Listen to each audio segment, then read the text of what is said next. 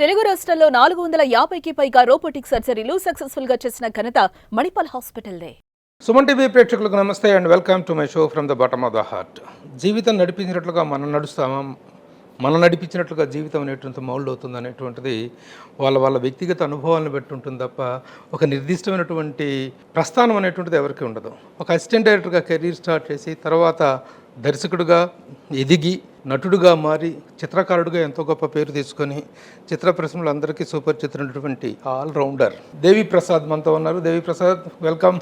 How are you భయ్యా? Super. Have been watching you since 30 years. అవును, 30 సంవత్సరాల పరిచయం ఉంది. మన పరిచయం అయిపోయి 30 సంవత్సరాలు, 30 ఏళ్ళుగా we know each other. Assistant డైరెక్టర్గా ఉన్న రోజులు కోటి రామకృష్ణ గారి దగ్గర అసిస్టెంట్ డైరెక్టర్గా చేసినప్పటి నుంచి ఆల్రౌండర్ అనమాట తను. ప్రముఖుల యొక్క చిత్రపటాలను చిత్రీకరించి తను ఇచ్చేటువంటి వ్యాఖ్యానాలు చూస్తే నిజంగా ఎంత గొప్పగా, ఎంత ఇన్డెప్త్గా ఉంటాయంటే ఆల్రౌండ్ ప్రతిభతో 5 ఏళ్ళుగా నటుడుగా కూడా ఈ రోజున మంచి గుర్తింపు పొందినట్టు దేవి ప్రసాద్ ప్రస్థానం గురించి మనం తెలుసుకుందాం. First native place of. ఇంకోటి ఏంటంటే ఇప్పుడు మీ ఊరు మాచర్ల, మా అమ్మమ్మ గారి ఊరు. ఓకే. మీ మేనమామ నేను క్లోజ్ ఫ్రెండ్స్. వాడు కేబిఎం ప్రసాద్ గారు, వాడు కాబట్టి నేను మామయ్య అని కూడా పిలవచ్చు. మామ అని కూడా ఏజ్ పెరిగిపోద్ది. కానీ నేటివ్ వచ్చేసి గుంటూరు జిల్లా చెరుకుపల్లి, కనగాల అని. మన రేపల దగ్గర, గుంటూరు జిల్లా రేపల దగ్గర కనగాల, చెరుకుపల్లి కనగాల పక్కనే. తర్వాత అక్కడి నుంచి ఫ్యామిలీ తెనాల్లో సెటిల్ అయిన ఫ్యామిలీ అనమాట. సినిమా రంగ ప్రవేశం అది కదా మెయిన్. సినిమా రంగ ప్రవేశం యాక్చువల్గా స్టడీస్ అంతా నేను, మా నాన్నగారు ఫార్మసిస్ట్, ట్రాన్స్ఫర్స్ అవుతూ ఉంటాయి కదా, గవర్నమెంట్ జాబ్. అలాగా 1st to 5th మాచర్లో చదివాను నేను. RCM elementary school, Nagarjuna Kalamandir ఎదురుగా ఉంటుంది. High school Sattenapalli, Sarabhayya high school. College Bapatla arts college. అట్లా చదువుకున్నాను అనమాట. అక్కడి నుంచి సినిమా ఇండస్ట్రీకి ఎలా అసలు ఆ ఇంట్రెస్ట్ మొదటి నుంచి ఎలా ఉంది? అది జనరేటెడ్ ఇంట్రెస్ట్ అంటే చిన్నప్పటి నుంచే సినిమా పిచ్చి ఉంది బాగా. అంటే 5వ తరగతి అవి చదివేటప్పుడే మాచర్లలోనే సినిమాకి అప్పుడు పెద్దవాళ్ళు తీసుకెళ్తారు కదా. ఏ ఇయర్లో మాచర్లో ఉన్న రోజు? 73 వరకు, 74 వరకు ఉన్నట్టున్నాం. అవి చిన్నప్పటి నుంచే సినిమా పిచ్చి బాగా ఉండేది, బాగా ఇష్టం సినిమా. చిన్నప్పుడు అంటే 4వ తరగతి 5వ తరగతి చదివేటప్పుడు మా అన్నయ్య నేను ట్యూషన్కి వెళ్ళేవాళ్ళం. సినిమా పోస్టర్స్ కొత్త మారినప్పుడు వేస్తారు కదా, అక్కడ నిలబడిపోయేవాడిని. నిలబడిపోతే మా అన్నయ్య గొడవ చేసేవాడు, రా రా రా అని. నేను వెళ్ళేవాడిని కాదు, అలాగే నుంచొని ఉండేవాడిని. మా అన్నయ్య వెళ్ళిపోతే తర్వాత మా మామయ్య వచ్చి మొత్తం వెతుక్కుంటూ వచ్చి తీసుకొని వెళ్ళేవాడు అనమాట. అట్లా మా బాబాయ్ గారు ఒక ఆయన, పుల్లారావు గారని, ఆయన ఇప్పుడు లేరు. యాక్చువల్గా ఆయన లేకపోతే నేను సినిమా ఇండస్ట్రీలోకి ఎంట్రీ నాకు చాలా కష్టమయ్యేది. అంటే సినిమాల్లోకి రావాలనేది విపరీతమైన కోరిక చిన్నప్పటి నుంచి ఉంది. ఆయన సినిమా ఫీల్డ్లో పీపుల్లయ్య గారి దగ్గర నుంచి కోదండరామరెడ్డి గారి వరకు ఆయన కో డైరెక్టర్గా వర్క్ చేసేవారు. ఆయన ఊరు వచ్చినప్పుడు అన్ని ఆ సినిమా విశేషాలు చెప్పడం అవన్నీ చాలా ఇంట్రెస్టింగ్ ఉండేవి. ఆయనే నన్ను కోడి రామకృష్ణ గారి దగ్గర పెట్టారు, డైరెక్షన్ డిపార్ట్మెంట్. ఏది ఫస్ట్ సినిమా కోడి రామకృష్ణ గారి? ఇంటర్మీడియట్ అయిపోయిన తర్వాత మెడ్రాస్ ఆయన దగ్గరికి వెళ్ళినప్పుడు అసలు సినిమా అనేది షూటింగ్లోకి ఎంటర్ అయింది విషకన్య అని ఒక సినిమా. రవితేజ గారు అని ఆయన డైరెక్టర్. ఆయనకి ఫస్ట్ పిక్చర్ కాట్రగడ్డ రవితేజ గారు. ఆయన బాబాయ్కి ఆయన క్లోజ్ ఫ్రెండ్ అవడం వల్ల అడిగాను అనమాట, అసలు ఎలా ఉంటుంది చూద్దామని. దానికి ఒక 20 days 25 days షూటింగ్కి వెళ్ళేవాడిని. అప్పుడు నాకు ఎందుకో ఇది మనకి సెట్ అవ్వదు అనేది అనిపించింది. ఆ ప్రపంచంలో ఇమ్మలేకపోవడం అంటే ఆ ఏజ్కి స్కూల్లో కాలేజీలో మనమే హీరోలాగా తిరిగేవాళ్ళం. అక్కడ నేను స్టూడెంట్ లీడర్, స్కూల్ స్టేజ్ నుంచి కూడా, కాలేజీలో కూడా నేను స్టూడెంట్ లీడరు. ఇక్కడ మొత్తం వేరేలాగా ఉంటుంది కదా, దాంతో వెళ్ళిపోయి మళ్ళీ కాలేజీకి వెళ్ళిపోయాను. కాలేజీకి వెళ్ళిపోయిన తర్వాత కూడా మళ్ళీ దురద మొదలైంది అని చెప్పి అప్పుడు కోడి రామకృష్ణ గారి దగ్గర మళ్ళీ నేను వస్తాను, జాయిన్ అవుతాను అని ఆయన్ని పోరు పెడితే అప్పుడు కోడి రామకృష్ణ గారి దగ్గర పెట్టారు. అది యాక్చువల్గా ఒక పిక్చర్ సగంలో ఉంది, చల్లని రామయ్య చక్కని సీతమ్మ అని సినిమా. మురళీమోహన్ గారు, రాజశేఖర్ గారు యాక్ట్ చేశారు. అందులో మధ్యలో జాయిన్ apprentice అయ్యాను. దాని తర్వాత ఒక ఫుల్ ఫ్లెడ్జ్డ్గా చేసిన మొదటి సినిమా దొంగోడు వచ్చాడు. దొంగోడు వచ్చాడు. ఎన్ రామలింగేశ్వరరావు గారు, సూపర్ స్టార్ కృష్ణ గారు హీరో. కృష్ణ గారు అప్పటి నుంచే కృష్ణ గారితో అనుబంధం. కృష్ణ గారు అంటే నాకు చిన్నప్పటి నుంచి విపరీతమైన ఇష్టం. అంటే నేను స్కూల్ స్టేజ్లో అంతా కృష్ణ గారు ఫ్యాన్. కాలేజీకి వచ్చిన తర్వాత ఇంకా చిరంజీవి గారి సినిమాలు, బాలకృష్ణ గారి సినిమాలు అవి విపరీతంగా చూసేవాడిని. అంటే అప్పుడు చిరంజీవి గారి డ్యాన్స్లు అవన్నీ పిచ్చెక్కిపోయేది అనమాట. కాలేజీ ఎగ్గొట్టడం, సినిమాలకు వెళ్ళడం. ఒక్కొక్క సినిమా 4-5 సార్లు చూసేవాళ్ళం. ఇప్పుడు సంఘర్షణ, అభిలాష, ఖైదీ ఇలాంటి సినిమాలని చివరి పాట అయిపోయిన తర్వాత మళ్ళీ కాలేజీకి వెళ్ళిపోయేవాళ్ళం. ఆ బుక్స్ తీసుకుని ఇంటికి వెళ్ళేవాళ్ళం కాలేజీ నుంచి వెళ్తున్నట్టుగా. అలా కాలేజీ డుమ్మా కొట్టడం, సినిమాలు చూడటం. ఎంత డిగ్రీ పూర్తి చేసావు? డిగ్రీ ఎక్కడ, సెకండ్ ఇయర్ అయిపోయింది, ఫైనల్ ఇయర్లో జంపు. ఇంక అక్కడ దాకా కూడా ఆగలేదు. అంటే యాక్చువల్గా అప్పుడు మాకు కాలేజీలో అంతా కొంచెం ఒక గొడవలు అలాగే జరిగినాయి. నేను కాలేజ్ సెక్రటరీ, నేను జనరల్ సెక్రటరీ. ఏది బాపట్ల ఆర్ట్స్ కాలేజ్. అప్పుడు ఎన్టీ రామారావు గారు సీఎం. కాలేజీ లీడర్గా రామారావు గారిని కూడా కలిసాం మేము. ఆయన సీఎంగా గుంటూరు వెళ్ళి కాలేజీ ఒక 3 నెలలు మూతపడిపోయిందండి గొడవల కారణంగా. అప్పుడు ఎక్కువ కేసులు అవి విపరీతంగా పెట్టేశారు. నీ మీద కేసులు? నా మీద చాలా కేసులు పెట్టారు.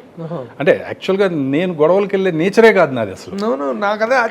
కానీ అప్పుడు అలాగ జరిగిపోయింది అనమాట. ఎందుకంటే ఇండస్ట్రీలో చూస్తున్న 2 సంవత్సరాలుగా ఎక్కడ ఇంత కాంట్రవర్సీ కానీ ఎక్కడ నీ మీద నెగిటివ్ కామెంట్.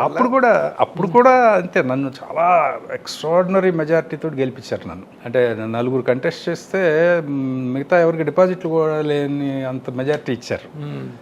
దాంతో ఏదో స్టూడెంట్స్ ఏదో చేసేయాలి అనేది ఉంటుంది కదా అప్పుడు. దాంతో అలా జరిగిపోయినాయి. అది యాక్చువల్గా గొడవలు పెట్టుకునే నేచర్ కాదు. రామారావు గారు పరిష్కరించే స్థాయికి వెళ్ళింది అది. అక్కడ ఎమ్మెల్యే గారు రామారావు గారి దగ్గరికి తీసుకెళ్లారు. తీసుకెళ్తే మెమోరాండం రాసి ఇచ్చాము, అందజేసాము. చూస్తూ ఉన్నారు. తర్వాత కలెక్టర్ని పంపించారు. తర్వాత అది ఎంత పెద్ద రోజు పేపర్లో కూడా వచ్చేది ఆ న్యూస్లు. అంటే ఇప్పటిలాగా ఇంత చక్కగా చదువుకొని ఉండే సిచ్యువేషన్స్ అప్పుడు లేవు. ఎవరికి ఒక గోల్ లేదు, పోవలేదు. వెళ్తున్నాం, కాలేజీకి పంపిస్తున్నారు కాబట్టి వెళ్ళటం. స్టడీస్ పట్ల కానీ జీవితంలో ఏ విషయం పట్ల కానీ ఇంత అవేర్నెస్ ఉండేది కాదు. ఇప్పుడు పిల్లల్ని చూస్తే నిజంగా చాలా సంతోషంగా ఉంది. వాళ్ళు ఇప్పుడే నెక్స్ట్ ఏం చేయాలి, ఏమవ్వాలి అనేది వాళ్ళు అనుకుంటున్నారు. అప్పుడు అలా ఉండేది కాదు. అలాంటి సిచ్యువేషన్లో నేను అంటే కొన్ని రోజులు అక్కడ ఊర్లో ఉండకుండా ఉండాల్సిన పరిస్థితి వచ్చినప్పుడు నేను చెన్నై వెళ్ళా, మెడ్రాస్ వెళ్ళినప్పుడు ఇంకా అప్పుడు ఏంటంటే నేను వెళ్ళి మెడ్రాస్లో ఉన్నా ఇక్కడ కేసులు పెడుతున్నారు బాపట్లలో. దాంతో ఏంటంటే మా ఫాదర్ని కూడా బాగా ఇబ్బంది పెడుతున్నాననే ఫీలింగ్ నాకే వచ్చింది. నాకే వచ్చి మా బాబాయ్తో లేదు నేను ఇక్కడ జాయిన్ అవుతాను, ఎక్కడొకక్కడ నన్ను జాయిన్ చేయమని చెప్తే అప్పుడు కోడి రామకృష్ణ గారి దగ్గర జాయిన్ చేశారు. ఓకే ఓకే, అలా జరిగిందనమాట. ఎన్ని సినిమాలు కోడి రామకృష్ణ గారి దగ్గర? మొత్తం త్రూఅవుట్ కెరీర్ కోడి రామకృష్ణ గారి దగ్గర? అంతే, ఆయన దగ్గర కాకుండా నేను చేసిన 2 సినిమాలు. సురేష్ కృష్ణ గారి దగ్గర ఒక పిక్చర్ చేశాను నేను. కోడి రామకృష్ణ గారి దగ్గర నుంచి ఇక్కడికి వచ్చి హైదరాబాద్ షిఫ్ట్ అయిన తర్వాత హైదరాబాద్ షిఫ్ట్ అయ్యాను నేను. షిఫ్ట్ అయినప్పుడు అప్పుడు ఇంకా డైరెక్టర్ గారు షిఫ్ట్ అవ్వాలి, కోడి రామకృష్ణ గారు షిఫ్ట్ అవ్వాలి.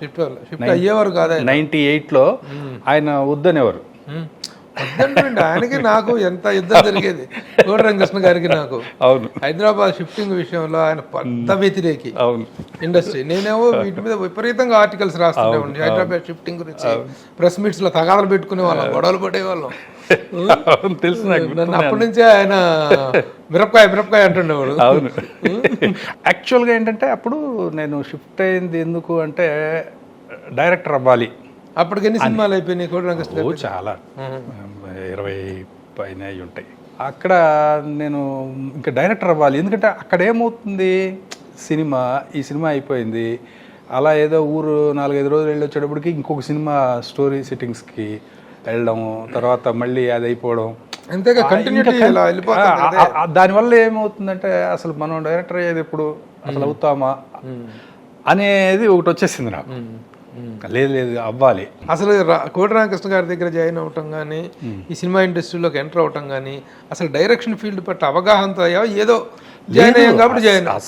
అసలు డైరెక్టర్ అవ్వాలనే కోరిక కానీ ఏంటో తెలియదు, ఏమి తెలీదు. సినిమా అంటే పిచ్చి, సినిమా ఫీల్డ్లో ఏదో ఒకటి చేయాలి, ఏదో ఒకటి చేయాలి. అంతే.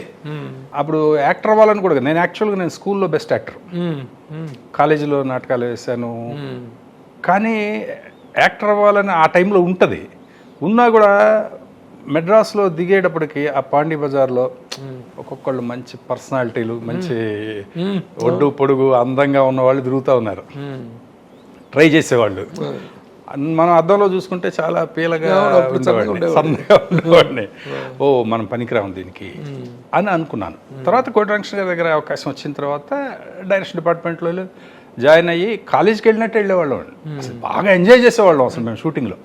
ఎందుకంటే డైరెక్టర్ గారు కూడా టెన్షన్ పెట్టే మనిషి కాదు, ఆయన చాలా కూల్గా ఉంటారు. ఎంత టెన్షన్లు ఉన్నా సరే ఆయనకి అస్సలు టెన్షన్ ఉండదు. టెన్షన్ అసలు చూపించరు, ఎవరిని ఒక మాట అనరు. ఆయన ఎప్పుడు జోకులు వేస్తూనే ఉంటారు, డే నైట్. మాకేంటంటే డే నైట్ షూటింగ్లే. నైట్ 2 గంటల వరకు ఉండేది ఎక్కువ. మార్నింగ్ మొదలు పెడితే 2 గంటల వరకు షూటింగే రోజు. అలా ఒక 4 years వరకు కూడా నేను డైరెక్టర్ అవ్వాలి అనే కోరిక కూడా లేదు నిజంగా చెప్పాలంటే. కానీ మెల్లమెల్లగా వచ్చింది ఆయన ఇది చూసి. ఆయన కమాండ్, ఆయన రైటింగ్ కమాండ్, యాక్టింగ్ మీద ఆయనకున్న కమాండ్, ఒక షార్ట్ టేకింగ్ మీద ఉన్న కమాండ్, అవి చూసి నాకు మతిపోయేదనమాట. అలా అలా అలా అలా అలా ఇంకా లేదు, మనం డైరెక్టర్ అవ్వాలి అనుకున్నాను. అలా ఒక 5 ఏళ్ళు అలా వెళ్తుంటే అర్థమైంది ఏంటంటే అసలు మనం ఏదో ఒకటి బయటకు వెళ్ళి ఏదైనా ట్రై చేస్తే కదా డైరెక్షన్ వస్తుంది అనేది అనిపించింది. ఎందుకంటే ఆయన అందరూ కూడా పర్మనెంట్ ప్రొడ్యూసర్స్. మళ్ళీ డైరెక్టర్ గారితోనే సినిమా తీస్తారు వాళ్ళు, అంతే. శ్యాంప్రసాద్ రెడ్డి కానీ అందరూ అంతే. ఇక ఇప్పుడు మనం ఎప్పుడు డైరెక్టర్ అవ్వాలి, ఎలా అవ్వాలి అనేది మొత్తం కన్ఫ్యూజన్. ఎవరు చూసినా హీరోలు అందరూ భలే ఎంకరేజ్ చేసేవాళ్ళు. జగపతి బాబు గారు కానీ, వినోద్ కుమార్ కానీ, వీళ్ళందరూ నువ్వు డైరెక్టర్ అయిపోవా, నువ్వు బ్రహ్మాండమైన డైరెక్టర్ అవుతావా అని చెప్తా ఉండేవాళ్ళు అందరూ. మన అశోక్ కుమార్ గారు అయితే అసలు నేను వెళ్ళిన 4 yearsకే నెక్స్ట్ డైరెక్టర్ నువ్వే అని చెప్పి ఆయన అయితే అసలు ఆయనకి కొంచెం జాతకాలు ఇవన్నీ బాగా ఎక్కువ. వాళ్ళ గురువు గారు ఎవరో ఉంటే అవుట్డోర్ షూటింగ్లో ఉన్నాం మేము వైజాగ్లో అనుకుంటా. గురువు గారు చెప్పండి నా నెక్స్ట్ డైరెక్టర్ ఈయన అని. తన పేరు అవి ఇవి ఎప్పుడు పుట్టావు ఏంటి అన్ని టైమింగ్స్ ఇమ్మన్నారు అర్ధరాత్రి. నాకేమో అవన్నీ ఏమి తెలియదు, ఏ రోజు పుట్టాము ఏంటి డేట్ అవి తెలుసు తప్పితే మీ నాన్నగారికి కాల్ చేయి అని చెప్పి ఆ జాతకాలు చూపించి అంతా జరిగిందనమాట. అప్పుడు అట్లా వాళ్ళందరూ చాలా ఎంకరేజ్ చేసేవారు. హీరో శ్రీకాంత్ కానీ, జగపతి బాబు గారు అసలు ఇంకా నువ్వు ఇప్పుడు చేస్తావా రెడీ అనేవాడు ఆయన. అప్పుడు ఇంకా కోరిక కలిగిందండి బాగా.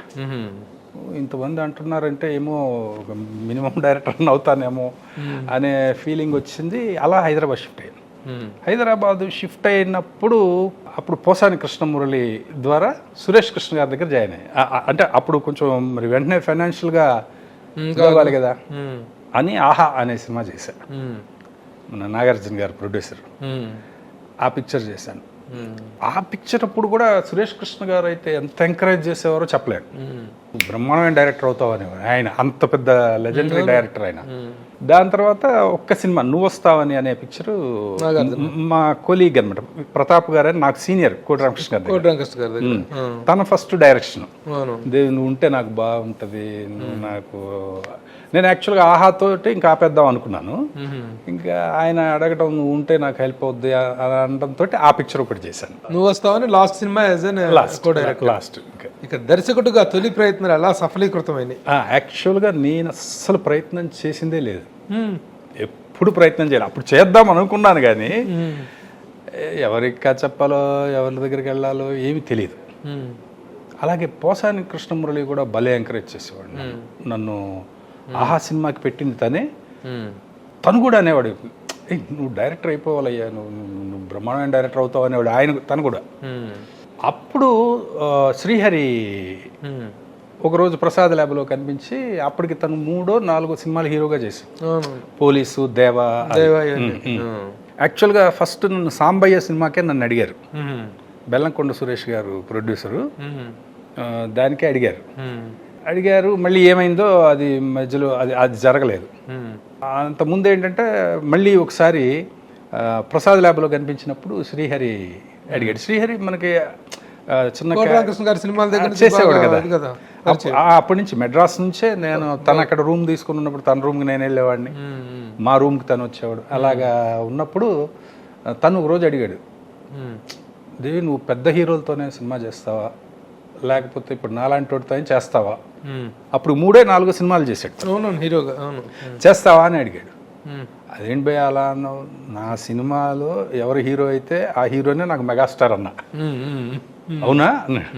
దాని తర్వాత ఒకరోజు ఫోన్ చేసి నానకరామ్గూడలో సినిమా ఓపెనింగ్ ఉంది, నువ్వు రా తప్పకుండా రా అని పిలిచాను.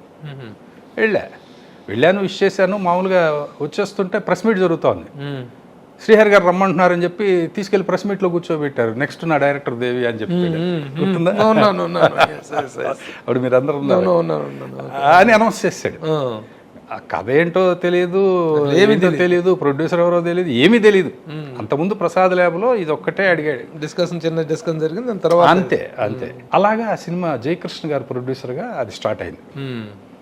తర్వాత పోసాని కృష్ణమురళి కథ మాటలు అది దాసన్న అని వచ్చింది. అదేమైందంటే అది ఇంకొక 15 రోజులు 14 రోజులు షూటింగ్ బ్యాలెన్స్ ఉందనగా ఆగిపోయింది. వాళ్ళిద్దరికి చిన్న క్లాష్లు వచ్చినాయి, జయకృష్ణ గారికి శ్రీహరికి. యాక్చువల్గా ఇద్దరు చాలా మంచి వాళ్ళు, ఇద్దరు బంగారాలు. వాళ్ళిద్దరికి ఒక చిన్న ఈగో క్లాష్ వచ్చింది, దానివల్ల ఆగిపోయింది. తర్వాత మళ్ళీ వాళ్ళు ఇద్దరు హ్యాపీగా కలిశారు, అంతా ఓకే. ఇది మాత్రం ఆగిపోయింది. ఇది అయిపోయింది. ఇద్దరు నా గురించి బాధపడేవాళ్ళు. అట్లా అది అయిపోయింది. అయిపోయిన తర్వాత సివి రెడ్డి గారు ప్రొడ్యూసర్, శ్రీకాంత్ హీరోగా. అప్పుడు ఆయన ఇంటికి వచ్చి తీసుకెళ్ళి సినిమా ఇచ్చారు నాకు. అవును, ఎందుకంటే ఇది ఎంత రషస్, చాలా బాగా చేశాడు అని చెప్పుకోవడం వల్ల పేరైతే బాగా వచ్చింది. ఇండస్ట్రీలో ఏంటంటే షూటింగ్ స్టార్ట్ అవగానే ఇవన్నీ స్ప్రెడ్ అవుతూ ఉంటాయి. అవును, డైరెక్టర్ ఎలా చేస్తున్నాడు, ఎలా హ్యాండిల్ చేస్తున్నాడు, ఎలా ఫ్రెండ్లీగా ఉన్నాడా, ప్రొడ్యూసర్ ఫ్రెండ్లీగా ఉన్నాడా, హీరో ఫ్రెండ్లీగా ఉన్నాడా, బిహేవియర్ ఎలా ఉంది, యాటిట్యూడ్ ఎలా ఉంది, ఇవన్నీ స్ప్రెడ్ అవుతుంటాయి. తర్వాత సివి రెడ్డి లాంటి ఆయన పెద్ద సీనియర్ డైరెక్టర్ ప్రొడ్యూసర్, ఆయన ఎత్తుక్కుంటూ వచ్చి రావటం. అందులో శ్రీకాంత్ కూడా చెప్పుకోవాలండి. అంటే అసలు అంటే ఎట్లా అంటే తను ఎంత ఇదేంటే, శ్రీకాంత్ నేను అసిస్టెంట్ డైరెక్టర్గా చేసేటప్పుడు పెళ్ళాం చెప్తే వినాలి ఆ సినిమాలో యాక్ట్ చేశాడు. అవును, నువ్వే డైలాగ్ చెప్పాలి అని అనేవాడు అనమాట. నువ్వు చెప్పయ్యా, నువ్వు బాగా చెప్తావు, చెప్పయ్యా అనేవాడు. నేనే డైలాగ్ చెప్పేవాడిని. అప్పుడే నువ్వు మంచి డైరెక్టర్ అవుతావు భయ్యా, గ్యారంటీ భయ్యా, అది ఇది అని చెప్పేవాడు అనమాట. తను అప్పుడు ఫెయిల్యూర్స్లో ఉన్నాడండి. జనరల్గా ఒక ఫెయిల్యూర్స్లో ఉన్న హీరో ఇంకా మంచి బెటర్ డైరెక్టర్, సక్సెస్లో ఉన్న డైరెక్టర్ తోటి చేస్తే బాగుంటుంది అనుకుంటారు కదా, అనుకుంటారు. కానీ తను దేవి పెట్టండి సార్, మంచి ఆప్షన్ సార్, అది ఇది అని చెప్పి సివి రెడ్డి గారికి చెప్పడం, అలా నన్ను తీసుకెళ్ళి సినిమా ఇచ్చారు. సో దట్ ఈస్ తొలి సినిమా ఆడుతూ పాడుతూ రిలీజ్ అయింది. అది బాగా ఆడింది. 100 రోజులు ఆడింది ఫస్ట్ సినిమా. అట్లా సునీల్ షూటింగ్ కూడా వచ్చాను. అవును, ఫిలిం సిటీలో. అవును, ఎక్కువ భాగం అక్కడే జరిగింది. అవును, ఎక్కువ భాగం అక్కడ జరిగింది. 100 days ఫిల్మ్, 100 days ఆడింది. ఫస్ట్ సినిమా 100 days పోస్టర్ కూడా చూసాం. తర్వాత ఏంటి జర్నీ? లీలామహల్ సెంటర్, అది కూడా 100 days ఆడింది. 100 days. వండర్ఫుల్ క్రైమ్ థ్రిల్లర్ అది. అవును, లీలామహల్ సెంటర్. అవును, బాగా ఆడింది. అది బాగా ఆడింది. బాగా అందరూ అంటే అస్సలు ఎక్స్పెక్ట్ చేయని సినిమా ఇంత ఆడిందని నాకు డిస్ట్రిబ్యూటర్లు ఫోన్లు చేసేవాళ్ళు. అది అసలు భలే ఆనందం కలిగించేది అనమాట. నాకు ఆడుతూ పడుతప్పుడు డిస్ట్రిబ్యూటర్లు ఫోన్ చేశారు, బాబా రూపాయికి రూపాయి వచ్చిందని చెప్పేవాళ్ళు. సేమ్ లీలామాల సెంటర్కి చెప్పేవారు. అసలు బ్లేడ్ బాబ్జీ అప్పుడైతే అసలు అందరూ డిస్ట్రిబ్యూటర్లు ఫోన్ చేశారండి. అందరు డిస్ట్రిబ్యూటర్లు ఫోన్ చేసి వరుసగా 2 బ్లేడ్ బాబ్జీ కూడా 100 days. మూడోది అది, మూడో సినిమా, నాలుగో సినిమా. అది మధ్యలో ఒకటి పోయింది, అది కొట్టింది దెబ్బ. పాండు ఎవరు హీరో? జగత్ బాబు గారు. స్నేహ ఎంఎల్ కుమార్ చౌదరి గారు. అది దెబ్బ కొట్టింది. మళ్ళీ బ్లేడ్ బాబ్జీ మళ్ళీ 100 రోజులు ఆడింది. మరి 300 రోజుల సినిమాలు పెట్టుకున్న తర్వాత ఎందుకు కెరీర్లో అనుకున్నంత ఊపు రాకపోవటం? యాక్చువల్గా దానికి కారణం నేనే, వేరే ఎవరు కాదు. ఇండస్ట్రీ నిజంగా చాలా అవకాశాలకు దారి చూపించింది నాకు. నేను అందిపుచ్చుకోలేకపోయా, నేను చేయలేకపోయా. దీనికి కారణం ఏంటి? కారణం అంటే నాకు కొంచెం ఫ్రీడమ్ అనేది కావాలి అని ఎప్పుడు ఉండేది డైరెక్టర్గా. అంటే ఒక అపోహ ఉండేదన్నమాట. అంటే పెద్ద హీరోలు దగ్గరికి వెళ్తే వాళ్ళే మొత్తం మనల్ని కమాండ్ చేస్తారు, ఇలా ఉండాలి అలా ఉండాలని, ఇలా చేయాలి అలా చేయాలని చెబుతారు అనేది ఎందుకో నాకు నేనే అనేసుకునేవాడిని ముందే. అందుకని నాకు కంఫర్ట్గా ఉన్న వాళ్ళతోనే చేయాలనుకునేవాడిని. ఏది ఒక పెద్ద డైరెక్టర్ అయిపోవాలి, పెద్ద హీరోలతో సినిమాలు చేయాలి అని అసలు అనుకునేవాడిని కాదు. ఏం లేదు లేదు అసలు లేదు. అవకాశాలు వచ్చినాయి. చెప్పు, ఎవరెవరిని రిజెక్ట్ చేసావు? ఎవరెవరికి వచ్చిన అవకాశాలు? మోహన్ బాబు గారి ఒకసారి ఏది ఆ సినిమా, అప్పుడు మన సినిమా ఏదో తర్వాత తీశారు కూడా అది మన గౌతమ్ రాజు గారు కాల్ చేసి, ఎడిటర్ గౌతమ్ రాజు గారు పెట్టించారు. తర్వాత శేషు గారు కూడా వచ్చారు. ఆయన అప్పుడు మోహన్ బాబు గారు డేట్లు చూసారు, బ్రహ్మానందం గారు ఆయన కూడా వచ్చి చేయాలి అది ఇది అని అడిగారు. గౌతమ్ రాజు గారు అయితే 2-3 సార్లు ఫోన్ చేసి మీరు చేస్తే బాగుంటుంది అని చెప్పి, అంటే నాకు ఆల్రెడీ ఏం చెప్పారంటే ఆల్రెడీ మొత్తం స్క్రిప్ట్ రెడీగా ఉంది, నువ్వు వచ్చి డైరెక్ట్ చేయడమే అన్నారు. నాకేంటంటే పర్చూర్ బ్రదర్స్ చేశారు, అది పొలిటికల్ రోడీ అనేది తీసినట్టున్నారు. పొలిటికల్ రోడీ ఆ సినిమాకి అడిగారు. అడిగితే అది నేనేంటంటే మా పర్చూర్ బ్రదర్స్ పెద్ద రైటర్స్, ఇప్పుడు వాళ్ళు వెళ్ళి నేనేంటంటే నేను ఓన్ చేసుకోకుండా నేను రాసుకోకుండా తీలేను. అదొక ప్రాబ్లము ఉండింది. మా గురువు గారి దగ్గర నుంచి వచ్చిందో ఏంటో తెలియదు. రైటర్ రాసింది ఉన్నప్పటికీ కూడా దాన్ని నేను మళ్ళీ రీరైట్ చేసుకుంటాను. రీరైట్ చేసుకుంటే నేను చేయగలను. అక్కడికి వెళ్తే మరి పెద్ద రైటర్స్ వాళ్ళన్నీ మార్చేస్తే బాగోదేమో, మళ్ళీ మోహన్ బాబు గారికి నచ్చదేమో, ఎందుకు వచ్చిందని చెప్పి తప్పించుకున్నారు. అలాగే మోహన్ బాబు గారిది 2-3 సార్లు పాండవులు మీద అప్పుడు కూడా అడిగారు ఆ సినిమా చేయమని. కోన వెంకట గారు తర్వాత ఇంకెవరు, తర్వాత బాలకృష్ణ గారు పిక్చరు. బాలకృష్ణ గారు అడ్వాన్స్ కూడా ఇచ్చారు నాకు, అడ్వాన్స్ కూడా ఇచ్చారు. అది తర్వాత అది నేను వదిలిపెట్టలేదండి. అదే తర్వాత ఇంకా ప్రొడ్యూసరు వదిలేశాడు. ఏది మిస్టర్ పెళ్ళికొడుకు ఫ్లాప్ తర్వాత, మిస్టర్ పెళ్ళికొడుకు ఫ్లాప్ అయిన తర్వాత మరి దాని కారణం అంటే మన సూపర్ గుడ్ ఫిలిమ్స్, సునీల్ హీరోగా ఆ సినిమా సూపర్ గుడ్ వాళ్ళది. ఆ సినిమా ఆడలేదండి. ఆ సినిమా టైం అప్పుడే నాకు అడ్వాన్స్ కూడా ఇచ్చారు. నేను వద్దన్నా కూడా ఇప్పుడు వద్దండి, నేను అడ్వాన్సులు తీసుకోవడానికి కూడా భయపడేవాడిని. ఎందుకంటే ఫస్ట్ పిక్చర్ అప్పుడే ఒక చిన్న అడ్వాన్స్ తీసుకున్నా, ఒకళ్ళు ఇచ్చారని. దానికోసం చాలా చిత్రహింస అనుభవించాను నేను. అది సినిమా తీరు మాదే నెక్స్ట్ అంటారు, మీరు ఎవరికి కమిట్ అవ్వకూడదు అంటారు, అర్ధరాత్రి ఫోన్ చేస్తారు, ఎప్పుడు ఫోన్ చేసినా లిఫ్ట్ చేయాలి.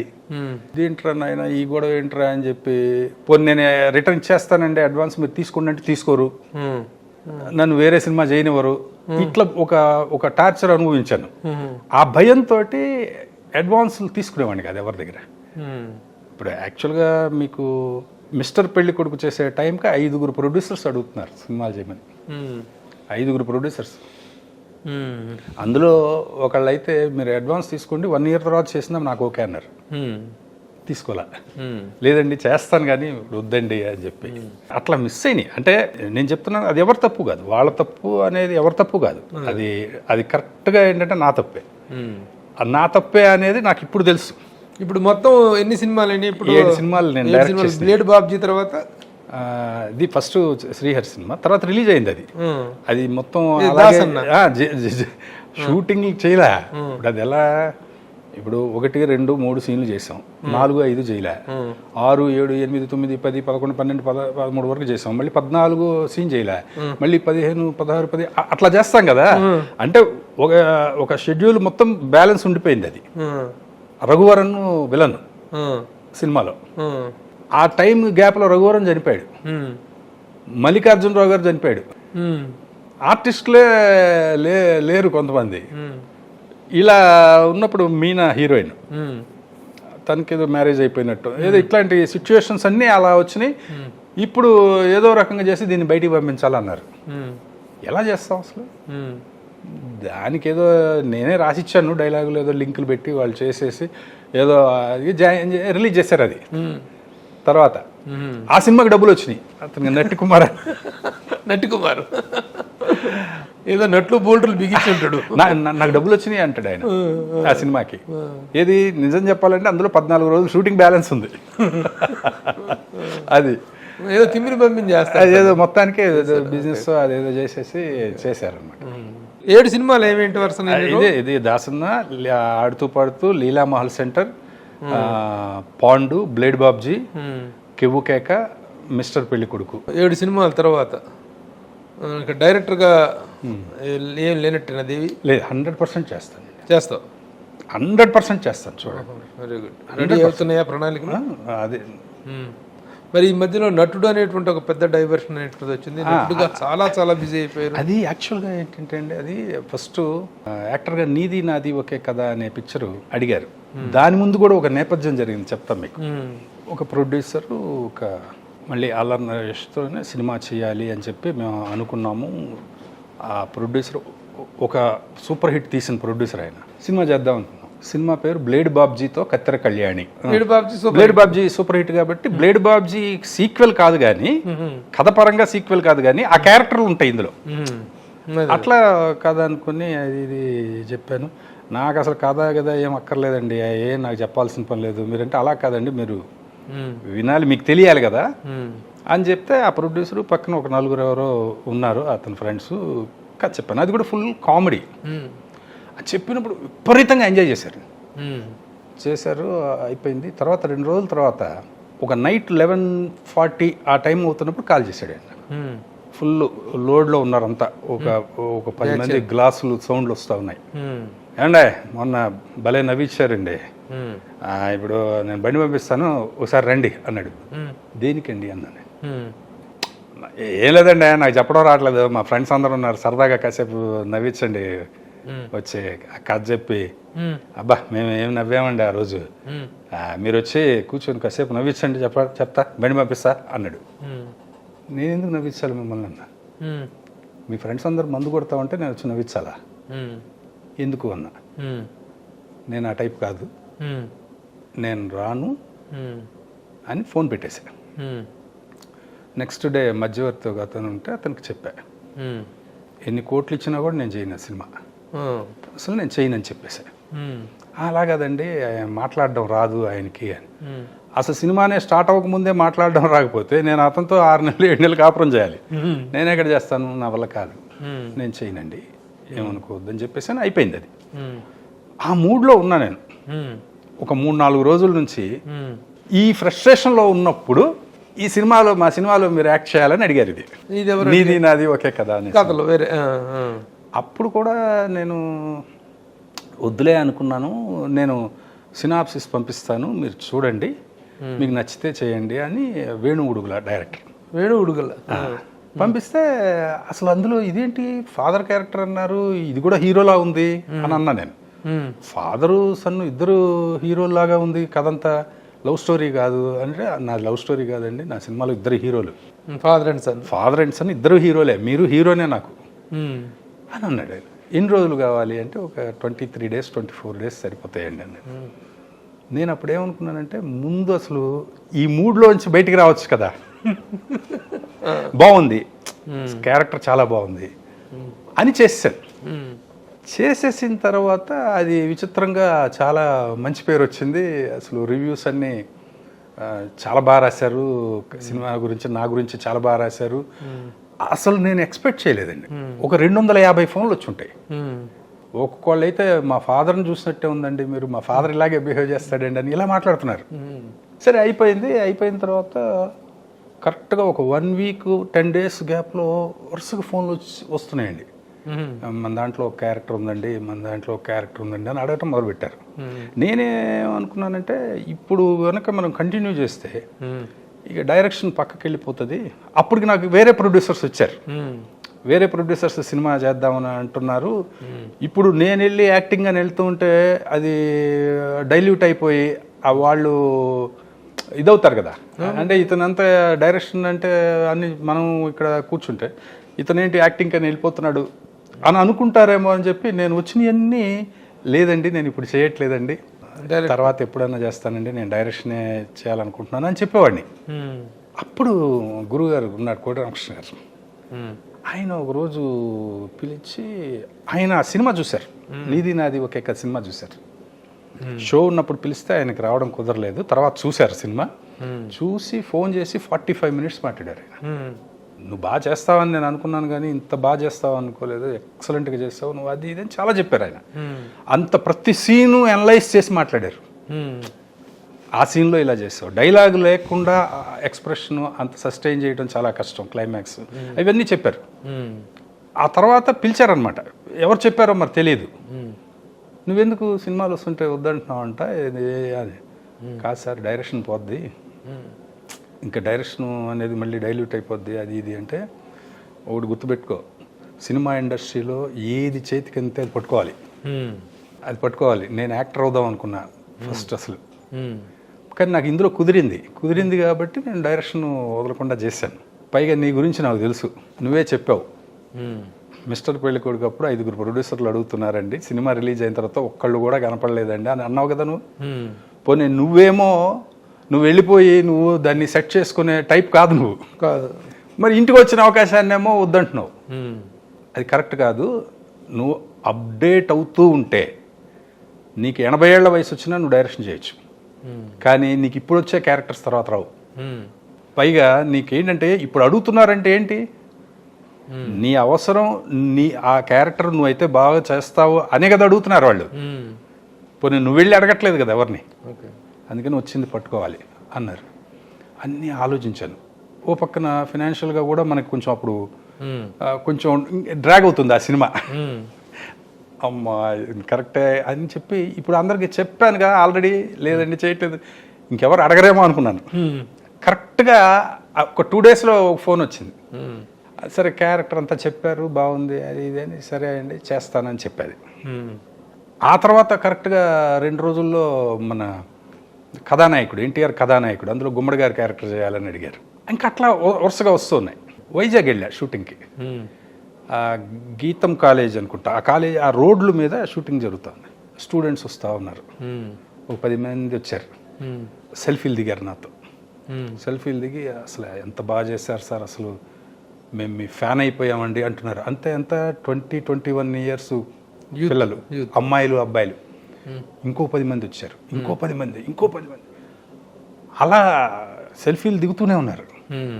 అప్పుడు అనుకున్నాను, అమ్మ వదిలిపెట్టకుండా ఉండడం మంచిది అయిందంటే. అంత నేను ఎక్స్పెక్ట్ చేయలే అసలు, యాక్చువల్గా అంత వస్తుంది అనేది ఎక్స్పెక్ట్ చేయలే.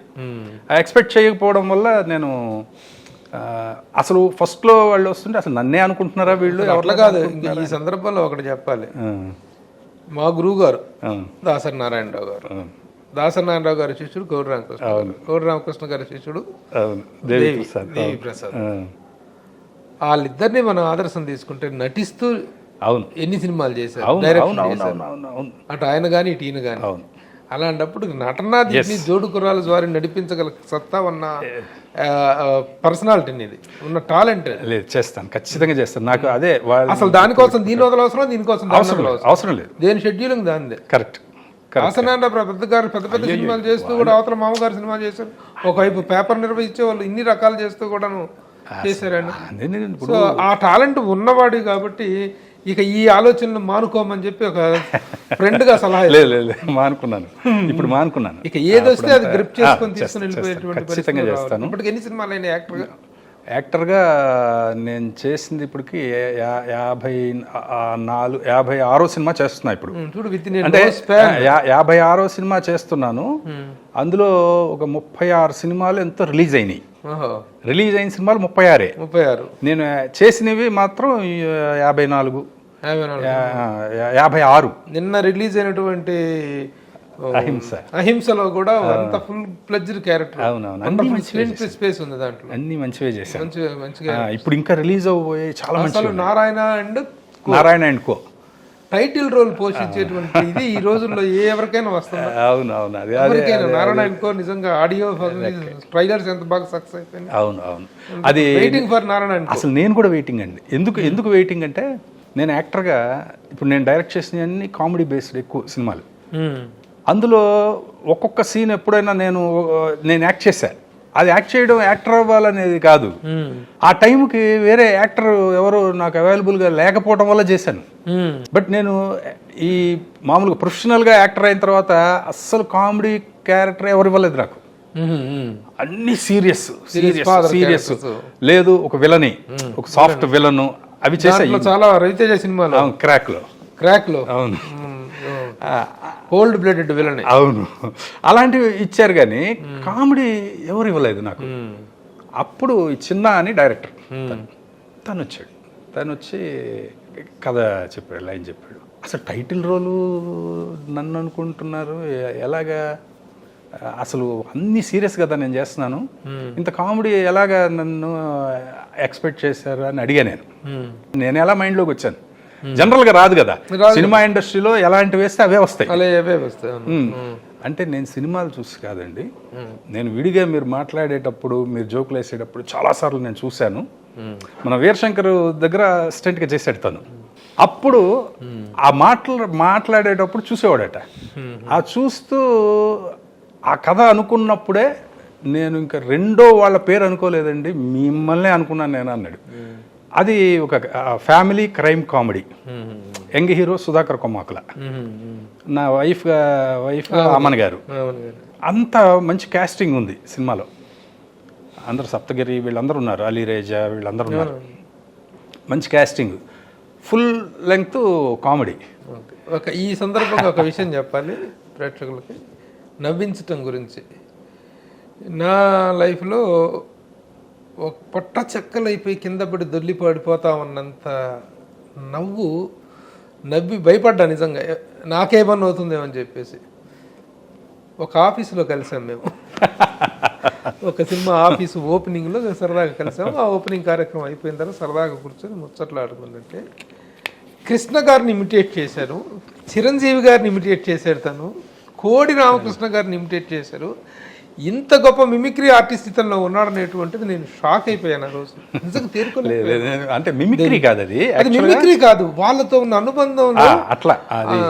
కానీ కృష్ణ గారిని ఎప్పుడు ఇమిటేట్ చేసినా మిమిక్రీ ఆర్టిస్ట్ వాళ్ళతో చేసే పద్ధతి, సినిమా డైలాగులు అవి చెప్తుంటావు. బాబా నేను కింద దొల్లి అట్లా తను ఏంటంటే కూడా ఆ ఇదిని ఎంజాయ్ చేసి అని తను ఇచ్చాడు. అది నేను కూడా చూస్తున్నాను. అంటే ఇంకొక యాంగిల్ వస్తుంది కదా నాకు కూడా అని. నాకు అన్ని రకాల క్యారెక్టర్లు చేయాలని ఇష్టం ఉంది, చేయగలనని నమ్మకం ఉంది. కానీ అన్ని రకాలైన క్యారెక్టర్లు రావాలి కదా, అవకాశం రావాలి కదా.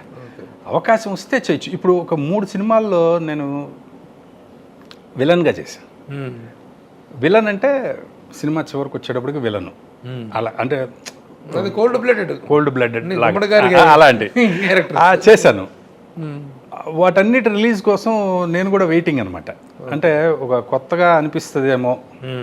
దర్శకుడిగా యూఆర్ వండర్ఫుల్ సక్సెస్ఫుల్ డైరెక్టర్, రచయితగా యూఆర్ వెరీ గుడ్ రైటర్. అంటే బుక్స్ రూపంలో రాపినప్పటికీ కూడాను దేవి ప్రసాద్ రాసేటువంటి కొటేషన్స్ కానీ, ఒక్కొక్క ఆర్టిస్ట్ గురించి రాసేటువంటి వర్డ్స్ ఆఫ్ అప్రిషియేషన్స్ కానీ అద్భుతంగా ఉంటాయి. ఒక జర్నలిస్ట్ ఎన్నో సందర్భాల్లో అభినందిస్తూ రాసిన. అంటే చిరంజీవి గారి మీద రాసినటువంటిది ఇది నేను చిరంజీవి గారికి ఫార్వర్డ్ చేశాను. ఫార్వర్డ్ చేస్తే చిరంజీవి గారు ఎంత మెచ్చుకున్నారు, ఎవరి దేవి ప్రభు ఒకసారి కలవాలి మనం అని చెప్పి చిరంజీవి గారు. అంటే ఆయన గొప్పతనం చూడండి, వాయిస్ మెసేజ్ పెట్టారు. ఆ వాయిస్ మెసేజ్ నేను చూసుకోలేదు. వాయిస్ మెసేజ్ అప్పుడు ఫోన్ చేసి ఇంకా చూడలేదా అంటే నాకు తెలియదు, అప్పుడు చూసాను నేను. అవును అసలు ఎంత గొప్ప విషయం అండి. అంటే వాళ్ళు సినిమా ఇండస్ట్రీలో మాత్రం అండి నేర్చుకున్నోడికి నేర్చుకున్నంత. నేను అది ఇప్పుడు మా గురుగారు ఉన్నాడండి, కోడి రామకృష్ణ గారు, ఎంత నేర్చుకోవచ్చు అంటే ఇప్పుడున్న మైండ్ సెట్ అప్పుడే మనకు ఉండుంటే ఇంకెంత నేర్చుకునేవాడిని అనే ఫీలింగ్ వస్తుంది నాకు. అంటే అలాగే దాసరి గారు, గురుగారు, గొప్ప వాళ్ళ లక్షణాలు ఎట్లా ఉంటాయంటేనండి, ఒక సందర్భంలో డైరెక్టర్స్ అసోసియేషన్ ఎలక్షన్స్ విషయంలో మేము వేరే వాళ్ళకి ఇన్ఫ్లుయెన్స్ అయ్యి దాసరి గారు చెప్పిన మాట మేము వినలేదండి. నేను వీరశంకరు మేము వినలేదు. వినకుండా ఆయనకి ఎగనెస్ట్గా వేరే పెట్టి గెలిపించడం చేసాం. జనరల్గా ఎలా ఉంటుంది అంత పెద్ద ఆయనకి వీడు బచ్చాగాళ్ళు వీళ్ళు ఇలా చేశారా అనే కోపం ఉండాలిగా, కోపం కసి ఉంటుంది కదా. తర్వాత ఆయన ఒక పిక్చర్ చేశారు, యంగ్ ఇండియానో ఏదో సినిమా, దానికి రవీంద్ర భారతిలో ఏదో ఫంక్షన్ చేశారు, అది ఆడియో ఫంక్షన్ అలాంటిది ఏదో. దానికి ప్రత్యేకంగా దానికి పిలిచారండి, మమ్మల్ని పిలిచారు, అసోసియేషన్ పిలిచారు. పిలిస్తే వెళ్ళాం. అసలు ఆయన అంటే ఇప్పుడు ఎలా రిసీవ్ చేసుకుంటారు ఎలాగా అనే ఇదిలో ఉంటాం కదా మనం. ఇప్పుడు మహాశిఖరం అయితే మనం గులకరాయి కూడా కాదు, వెళ్తే ఎలా రిసీవ్ చేసుకుంటారు, అసలు ఎంత అద్భుతంగా రిసీవ్ చేసుకొని అసలు అలా తల మీద ఎదురుగా చేసామా, ఈయనకి అగెనిస్ట్ గా చేసామా, అది అనుకున్నప్పుడు అలా నిజంగా ఇప్పుడు నాకు బాధ అనిపిస్తుంది.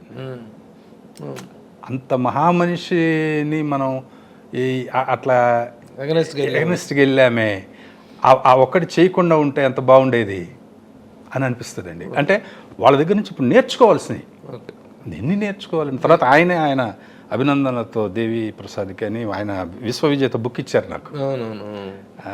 బుక్ చదివి ఆ బుక్ చదివితే చాలండి, ఒక వ్యక్తి ఒక జీవిత కాలంలో ఇంత పని చేయగలడా అని ఆశ్చర్యపోయేలాగా ఉంటుంది కదా అది. చిత్రకారుడుగా ఆర్టిస్ట్ అనేటువంటిది ఎలా అబ్బింది? ఈ బొమ్మ గీసావు అంటే అలా అచ్చు గుద్దినట్టు ఆ జీవకళ అలా ఉట్టిపడాల్సింది, ఎవరి బొమ్మ గీసినా అది ఎలా అంటే అది మీకు అలా అనిపిస్తుంది, కానీ చాలా లోపాలు ఉంటాయండి నా బొమ్మలో. నేను బొమ్మల్లో యాక్చువల్గా చెప్పాలంటే నాకు ప్రాక్టీస్ లేదు. చిత్రకారుడు ఒరిజినల్ గా చిత్రకారుడు నేను చిన్నప్పటి నుంచి అంటే అసలు అది స్టార్ట్ అయింది కూడా సినిమాల నుంచే.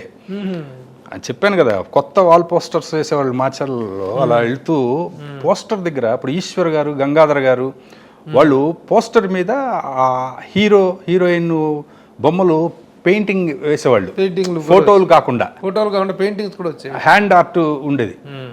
అవి అంటే నాకు పిచ్చి వచ్చి ఈ నోట్బుక్ల్లో వెనక ఆ బొమ్మలు గీసేవాడిని.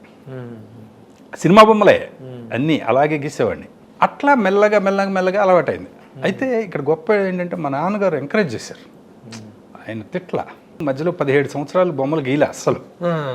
బాలచంద్ర గారు ఒకసారి డైరెక్టర్స్ అసోసియేషన్కి వచ్చినప్పుడు ఆయనంటే నాకు పిచ్చి అభిమానం. ఆయన 68 సినిమాలు ఉన్నాయి నా దగ్గర. ఆయన 100 సినిమాలు తీస్తే 101 తీస్తే అందులో అప్పుడు ఆయన అడిగారు అనమాట, మీరు ప్రొఫెషనల్గా బొమ్మలు గీస్తుంటారా అంటే, లేదు సార్ మధ్యలో 17 ఏళ్ళు గీయలేదు, సినిమా దీనిలో ఉన్నాను కాబట్టి. అంటే నువ్వు ఉన్నది డైరెక్షన్ డిపార్ట్మెంట్లోనే కదా, నీకు చాలా అడ్వాంటేజ్ అవుతుంది కదా. నేను 100 సినిమాలు తీశాను, నాకు పెన్సిల్ ఇచ్చి బొమ్మ గీయమంటే నేను గీయలేను కదా. నువ్వు అది ఇంత బాగా గీసావు, ఎందుకు ఆపేసావు? అట్లా ఆపొద్దు. ఎప్పుడైనా సరే ఏదైనా ఒక ఆర్ట్ మనకు వచ్చిందంటే మనం చనిపోయే వరకు అది కంటిన్యూ చేయాలి అని చెప్పారు. దాంతో ఆ ఇన్స్పిరేషన్తో అప్పటి నుంచి గీయడం మొదలుపెట్టాను. నాకు సినిమా వాళ్ళంటే నాకు చాలా ఇష్టం. ఫస్ట్ సినిమాలో ఏ పని చేసేవాళ్ళన్నా ఇష్టం నాకు, గొప్పవాళ్లే కాదు. కానీ ఇప్పుడు ఒక సినిమా చూసినప్పుడు లేదంటే ఇప్పుడు ఆ డైరెక్టర్ మీద విపరీతమైన అభిమానం వచ్చేస్తుంది నాకు. అది వచ్చినప్పుడు వెంటనే నేను ఎవరికి చూపించుకోలేను కదా, అది నాకు తెలిసింది బొమ్మ గీయడం. అందుకని వెంటనే బొమ్మ గీసేస్తా. మొన్న కృష్ణ గారిది బర్త్డే ఉంది కదా, యాక్చువల్గా ఆ ముందు రోజు వరకు పని ఉంది. రేపు 31st ఆయన బర్త్డే. 30th ఒక్క రోజులో బొమ్మ గీయాలి. మార్నింగ్ ఒక 10-10:30కి మొదలు పెట్టాను, నైట్ 9 అయింది అయిపోయేటప్పటికి. అది వాటర్ కలర్ పెయింటింగ్ మొన్న పెట్టింది, ఆయన మేకప్ లేకుండా నవ్వుతూ ఉన్న. అట్లాగే ఆ రోజు ఏం పర్లేదు కాబట్టి ఆ రోజు మొత్తం ఇంకా 9 వరకు గీసాను అనమాట. ఇప్పుడు కరోనా సమయంలో చిరంజీవి గారు చాలా హెల్ప్ చేస్తే, అవును, ఆ హెల్ప్ చేసిన దాని మీద కొన్ని అసంతృప్త రాగాలు వినిపించిన దాని మీద నువ్వు స్పందించిన విధానం అదిరిపోయింది. అంటే నాకు నిజంగా బాధ అనిపించింది. అంటే ఆయన ఏం చేస్తారు అనేది ఇండస్ట్రీలో తెలుసు. ఒక పక్కన ప్రజలకు కూడా అంత చేస్తే ఇంకా ఇంత చేయలేదు అంటే అసలు నాకు చాలా కోపం వచ్చేసిందండి. ఆ ట్రోల్స్ అన్ని ఒకరోజు చూసా, 2 రోజులు చూసా, 3 రోజులు చూసా. ఈ 3వ రోజు నాకు చాలా తట్టుకోలేకపోయా, కోపం వచ్చేసింది నాకు. అంటే ఏం తెలుసని వాళ్ళకి ఒక తెలియని ఒక అన్నెసరీ అసూయ తప్పితే ఒక మనిషి మీద అని నేను అప్పుడు అది రాశాను అనమాట. దాని మీద అంటే అవును చిరంజీవి గారి ఇది ఆ కరోనా సమయంలో ఆయన చేసిన హెల్ప్ మీద కొంతమంది సన్నాయి నొక్కులు చిన్న చిన్న విమర్శలు చేస్తే దానికి చాలా ఘాటైన స్పందన ఇచ్చారు. అవును చదువుతా ఒకసారి. జై చిరంజీవ. ఓ మనిషికి మరో మనిషి నుండి దానాన్నో దాతృత్వాన్నో తమ హక్కుగా ఆశించే హక్కు లేదు. దానికి కొలతలు వేసే హక్కు అసలే లేదు. అది ఇచ్చేవారి హృదయ వైశాల్యానికి, పుచ్చుకునేవారి కృతజ్ఞతాభావానికి సంబంధించిన విషయం మాత్రమే. సమాజం కుల మత ప్రాంత పార్టీలుగా విడిపోయినప్పుడు ఏ మనిషి ఎంత మంచి చేసినా విమర్శించేవారు ఉంటూనే ఉంటారు. ప్రశంస పాక్షికంగానే ఉంటుంది. విమర్శ కంటే సత్సంకల్పం ఎప్పుడూ వేల మెట్లు పైనే ఉంటుందని విఘ్నులందరికీ తెలుసు. విపత్కర పరిస్థితుల్లో తెలుగు సినిమా పరిశ్రమలో తోటివారిని కలుపుకుని ఓ పెద్దన్నయ్యల బాధ్యతను తీసుకుని ఆ పన్నులకు అద్భుతాల సాయాన్ని అందిస్తున్న చిరంజీవి గారిని చిత్ర పరిశ్రమ ఎప్పటికీ గుండెల్లో పెట్టుకుంటుంది. అవసరమైన సమయంలో ఆక్సిజన్ అందించి ప్రాణాలు నిలుపుతున్నందుకు తెలుగు ప్రజల మనసుల్లో ఆయన ధన్యజీవిగా నిలిచిపోతారు. సీఎం అనే పదవి కంటే చిరంజీవి అనే పదవి గొప్పది అని ఎవరో అన్నట్లు అచ్చంగా నా అభిప్రాయము అదే. 2 అక్షరాల సీఎం అనే 2 కాళ్ళ కుర్చీ కంటే 4 అక్షరాల మెగాస్టార్ అనే 4 కాళ్ళ సింహాసనం ఎప్పటికీ పదిలం. రాజకీయపు టెత్తులపై ఎత్తులు పొత్తుల తాకిడికి ఆ కుర్చీ ఎప్పుడైనా కూలిపోవచ్చు. తరగని అభిమానంతో ప్రేక్షకాభిమానులు వారి హృదయాలలో ప్రతిష్ఠించుకున్న ఈ సింహాసనం ఎప్పటికీ చెక్కుతెదరదు. దానిపై ఆసీనులై ఉన్న చిరంజీవి గారు ఎప్పటికీ వర్ధిల్లుతూనే ఉంటారు. నా గీతల్లో మ్యాగ్నానిమస్ మెగాస్టార్ దేవి ప్రసాద్. అద్భుతంగా రాశారు, అద్భుతంగా రాశారు. కంగ్రాచులేషన్స్. ఈ విధంగా ప్రతి ఒక్కరి దీంట్లో ఇంత ఆవేశభరితంగా రాయటం అనేటువంటిది ఆ వచ్చిన విమర్శల బట్టి అదే ఆయన చేస్తున్నటువంటి ముఖ్యంగా కరోనా సమయంలో ఆయన చేసినటువంటి హెల్ప్. నేను 1 రోజు 2 రోజులు 3 రోజులు అసలు ఏమీ రాయలేదు. వాళ్ళకేం తెలియదులే అనుకున్నాను. కానీ అంటే ఒక పని కట్టుకొని అవి మీకు ఫేస్బుక్ ట్రోలింగ్స్ ఓపెన్ చేస్తే అవే కనపడుతున్నాయి. అక్కడ చాలా కోపం వచ్చింది. నేను ఇది చూసి చిరంజీవి గారికి ఫార్వర్డ్ చేస్తే ఆయన చాలా ఆయన అంటే మరి ఆయన ఎంత పెద్ద గొప్ప ఇదండి, లెజెండ్. అసలు నాకు పరిచయం కూడా లేదండి. యాక్చువల్గా నాకు మిస్టర్ పెళ్లి కొడుకు సూపర్ గుడ్ వాళ్ళ సినిమా నేను డైరెక్ట్ చేసినప్పుడు ఆయనే ఫస్ట్ క్లాప్ ఇచ్చారు. కానీ అంతే తప్పితే డైరెక్షన్ చేసినప్పుడు ఆయన సినిమాలు రిక్షావాడు చేయలే నేను. అందుకని నాకు పరిచయం కూడా లేదు. ఆయన నాకు వాయిస్ మెసేజ్ పంపాల్సిన అవసరం లేదు నిజానికి కదా. ఎందుకంటే కోట్ల మంది అభిమానులు ఉంటారు, కోట్ల మంది అలాగే స్పందిస్తారు. బట్ అది వాళ్ళ గొప్పతనం అంతే. ఒకసారి కృష్ణ గారిని మిమిక్రీ చేస్తే అక్కడ అంటే కృష్ణ గారు ఆయన స్వచ్ఛమైన నవ్వు అండి, నాకు అది బాగా ఇష్టం. స్వతహాగా నేను స్కూల్ స్టేజ్లో ఆయన అభిమాని కదా. దొంగోడు వచ్చాడు, చుట్టాల అబ్బాయి, గూఢచారు 117 ఆ సినిమాలన్నీ నేను పనిచేశాను. అసలు ఆయన ఆ పాట ఎన్ని రోజులు ప్లాన్ చేశారయ్యా అంటారు. అంటే అది 3 days అండి. నువ్వు ఫ్యాన్ అంటున్నావు కదా, ఊరికి మనగాళ్ళు ఇదిగో తెలచీర అనే పాట ఎన్ని రోజులు తీశారో తెలుసా? అది ఒక నైట్లో మొత్తం పాట ఫినిష్ అయిపోయింది. అది అంత మంచి మంచి సూపర్ హిట్ కదా, అది 3 రోజులు ఎందుకు పాట 1.5 days చాలు అంటారు అనమాట. అట్లా రామకృష్ణ గారు కృష్ణ గారు కాంబినేషన్, వాళ్ళిద్దరు కాంబినేషన్ చాలా సినిమాలు వచ్చినాయి. అంటే ఆయన అడుగుతుంటారండి అన్నీ. సీతారామరాజు ఎలా చేశారు సార్? సీతారామరాజు రామారావు గారు చేద్దాం అనుకున్నారు కదా సార్, అప్పుడు ఎలా అసలు అంటారు.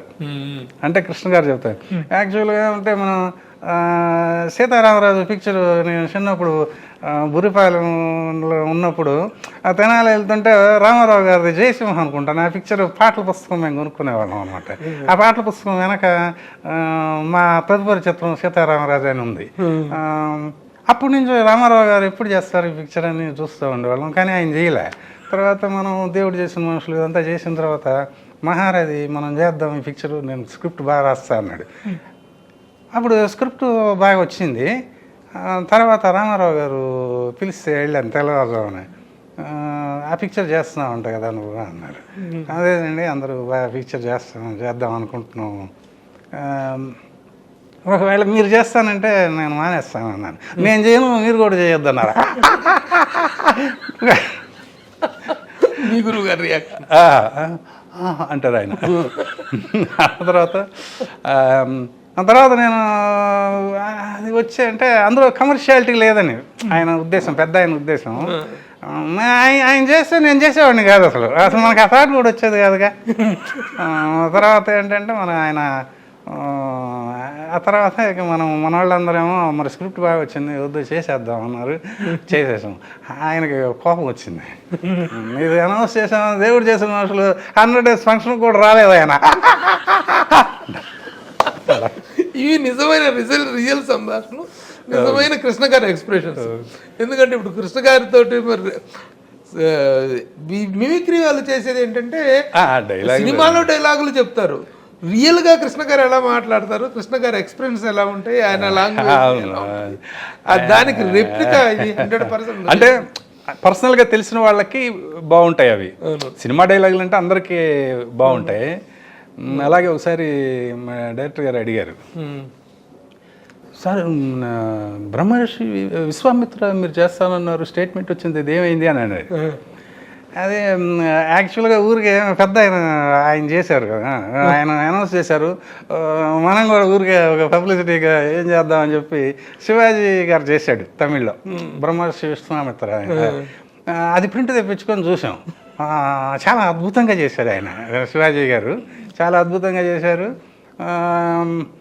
ఊరికే స్టేట్మెంట్ ఇచ్చడం కానీ తర్వాత ఇప్పుడు పెద్ద ఆయన చేసిన తర్వాత మనల్ని ఎవరు చూస్తారు, మన పెద్ద ఆయన అంత గొప్పగా చేసేస్తారు కదా, అందుకని మానేసాం అన్నమాట, అది చేయలే. రామారావు గారు అంటే విపరీతమైన ఇష్టం అండి కృష్ణ గారికి. అబ్బో చాలా గొప్ప, చాలా ఆయన అభిమాని కదా. అసలు అలాంటివి చెప్తా ఉంటారండి కృష్ణ గారు.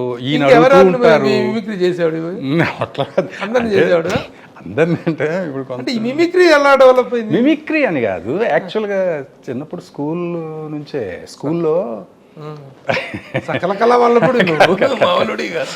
స్టార్స్ ఎవరిని చేస్తావు ఇంకా అట్లా అని కాదు. నేను ఇప్పుడు పని చేసేటప్పుడు ఇవన్నీ టిపికల్ గా ఉంటాయి కొన్ని. ఇప్పుడు మన సాగర్ గారు ఉన్నారు కదా, డైరెక్టర్ సాగర్ గారు, పరిచయం ఉంది కదా. అయ్యో అంటే నేనే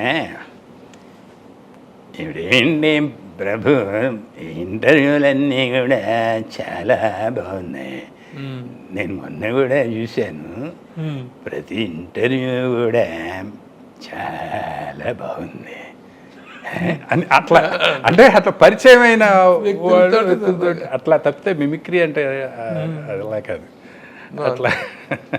అట్లా రకరకాలైన క్యారెక్టర్స్ అంటే ఏదో ఒక టిపికల్ ఉంటాయి కొంతమందికి. ఒకటి దేవి ఏదో జనరల్గా ఒక సినిమాలో వేషాలు వేసారు, ఒక సినిమా పర్సన్ అనేటువంటి కాకుండా you have wonderful talent, all round talent. ఇవన్నిటితోటి ఇంకా అద్భుతంగా ఫ్లరిష్ అవ్వాలి. ఈ ఫిలిం కెరీర్ అనేటువంటిది ఇంకా ఒక దర్శకుడుగా శిఖరాగ్ర స్థాయిలో చూడాలి, నటుడుగా కూడా చూడగల టాలెంట్ లేని వాడి గురించి మనం మాట్లాడాం. ఇన్ని టాలెంట్స్, ఇంత ప్రతిభ, ఇంత ఎక్స్పీరియన్స్ ఉన్నవాడు కాబట్టి I wish you every success in your future. Would like to see you as a wonderful film personality. All the best. Thank you. Bye.